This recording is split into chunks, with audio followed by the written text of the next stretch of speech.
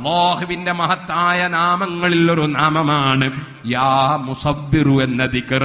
മുസബ്ബിർ എന്നത് അള്ളാന്റെ പേരാണ്. സൃഷ്ടിച്ച് രൂപപ്പെടുത്തുന്നവനല്ലേ അല്ലാ. യാ മുസബ്ബിർ എന്ന ദിക്ർ 111 പ്രാവശ്യം ഗർഭിണികളെ നിങ്ങൾ ചൊല്ലിക്കോ, ദിനേന ചൊല്ലിക്കോ. ഫത്ഹുൽ മുഈനിൽ പറഞ്ഞില്ലേ, ദുആഉൽ കർബ് ധാരാളം വർദ്ധിപ്പിച്ചോ. ലാ ഇലാഹ ഇല്ലല്ലാഹുൽ അസീമുൽ ഹലീം, ലാ ഇലാഹ ഇല്ലല്ലാഹു റബ്ബുൽ അർശിൽ അസീം, ലാ ഇലാഹ ഇല്ലല്ലാഹു റബ്ബുസ് സമാവാതി വറബ്ബുൽ അർദി വറബ്ബുൽ അർശിൽ കരീം. നിങ്ങൾ ദിക്റിലും സലാത്തിലും സൽക്കർമ്മത്തിലും മഹാന്മാരെ മദ്ഹിലും ഖുർആനോത്തിലുമൊക്കെ നിങ്ങളെ ശരീരവും നിങ്ങളെ മനസ്സുമൊക്കെ ലയിപ്പിച്ചോ.